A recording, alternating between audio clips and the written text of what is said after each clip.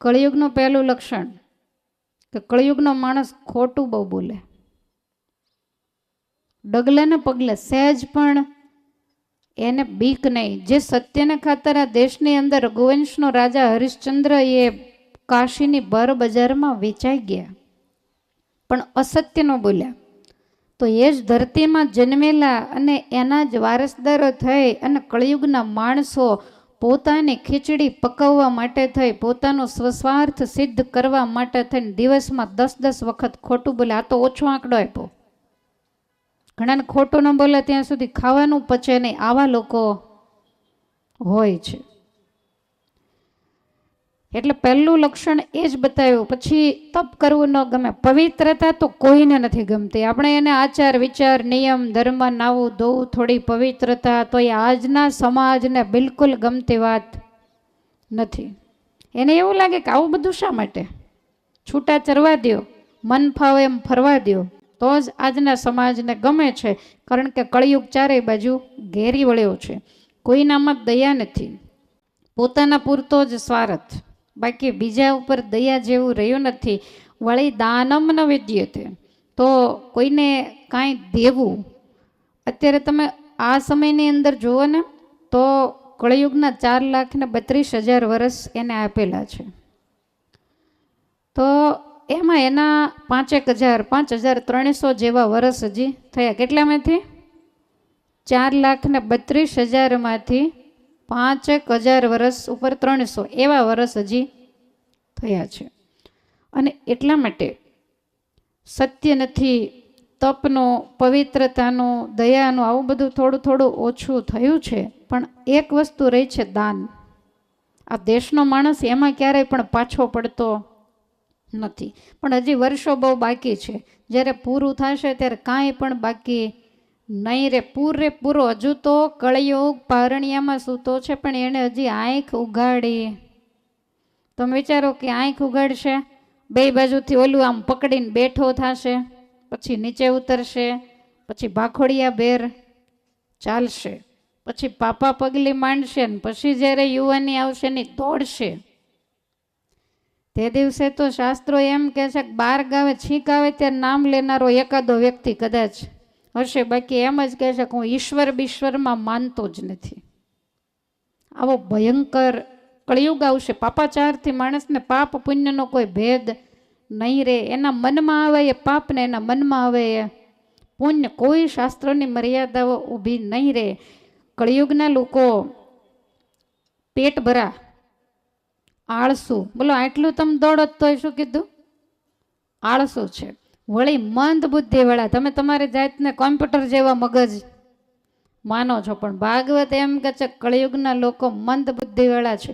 પહેલા 4 વેદ નહોતા, એક જ હતો, ને એક વ્યક્તિ આખા વેદને કંઠસ્થ કરતો. પછી ધીમે ધીમે સમય ગયો, એમ યાદશક્તિ ઓછી થતી ગઈ, બુદ્ધિ પ્રતિભા ઘટતી ગઈ, એટલે વેદના 4 ભાગ વ્યાસ ભગવાનને કરવા પડ્યા. અત્યારે તો 5 શ્લોક માંડ યાદ રાખી શકે. એટલે મંદ બુદ્ધિવાળા કીધા. વળી મંદ ભાગ્યવાળા. આ તો મને દેખાય છે. કોઈ પણ વ્યક્તિની સામે આપણે જોઈએ અથવા તેની પાસે બેસી એની વાતચીત સાંભળીએ તો એનું ભાગ્ય કાંઈક તો કરામત કરતું જ હોય. સર્વ પ્રકારે સુખ્યા. આમાં કોઈ પણ પ્રકારની કાંઈ મુશ્કેલી ન હોય. આંગળી ઊંચી કરવા લો કે મારે એક પણ પ્રકારની, અને તમે આંગળી ઊંચી કરો પછી મને મળો એટલે હું તમને દેખાડું મુશ્કેલીઓ. કારણ કે ઘણાને ખબર જ ન પડતી હોય મુશ્કેલી હોય. એમ ખાવાનું મળે છે, કપડાં મળે છે, તો હવે શું મુશ્કેલી? ઘરનો ફ્લેટ છે. સુરતમાં આની ફેશન છે, ઘરનો ફ્લેટ હોવો જ જોઈએ તો જ દીકરી દે. નહીતર છોકરો એવો સંસ્કારી 4 વાગ્યાનો ઉઠીને પૂજાપાઠ કરીને સંતોના સમાગમમાં રહેતો હોય, અથવા તો સારી નોકરી ધંધો કરતો હોય, તોય ફ્લેટ ન હોય તો તમે લોકો લગ્ન વખતે ભૂલી જાઓ છો, તમને બહુ ખબર નથી રહેતી. પણ છેડાછેડીમાં દસ્તાવેજે ભેગો બાંધવો પડે. કારણ કે કોને આવ્યા છે? બોલો. છોકરો તો હતો જ, પણ જ્યાં સુધી મકાન ન થયું ત્યાં સુધી તમે યાદ રાખજો, મકાન હોય કે ન હોય, તમારી દીકરીના કિસ્મતમાં જો હોય ને તો તમારે એને મોકલ્યા પછી 5 મકાન થાય, એક નહીં. અને એના કિસ્મતમાં ન હોય ને તમે 15 ગોત્યા હોય, અને કિસ્મત જો નથી તો એક પણ ન રહે. માટે સંસ્કાર એ જોવા ખૂબ જ જરૂરી છે. આપણી દ્રષ્ટિ સંસ્કૃતિને જોવાને બદલે વિકૃતિને વધારે, બહારનો બધોય જે આડંબર છે, ભભકો છે, એને લોકો આજે વધારે જોતા હોય અને એવું માનતા હોય કે સુખી છે. તો અંદરવાળાને પૂછો તો બોલો બોલો બંગલા બોલો નૈયા કેરી. કોઈ કાક બાપુએ એવું કીધું, બંગલાને પૂછો અને પછી ઝૂંપડીને પૂછો કે તારી અંદરવાળો સુખી છે કે દુઃખી. ઝૂંપડીવાળો જ સુખી હશે, બંગલાવાળો ઘણી બધી ઉપાધિઓને લઈને. કારણ કે એમને એમ થોડા હોય કેટલી લોન બેહાડી હોય પોણા ભાગની, અને 40-50 હજાર કદાચ પગાર હોય તો મહિને મહિને એટલું તો કાઢવાનું જ નહીં. તમને જોવામાં બહુ ફ્લેટ રૂડો રૂપાળો લાગે, પણ આ પૂરું થાય ત્યારે સુખી. અને ત્યાં છોકરા મોટા થઈ ગયા હોય, ભણવાનો ટ્યુશન ફી કેવો અત્યારે સમય વિચાર કરો તમે. એટલે ચારેય બાજુ ઉપાધિ તો છે જ. અને ભગવાન વ્યાસે લખ્યું ખોટું ન હોય, બધા મંદ ભાગે થોડા થોડા તો હોય જ. સર્વ પ્રકારે સુખી કોઈ હોય ને એવી આશા પણ ક્યારેય રાખવી નહીં.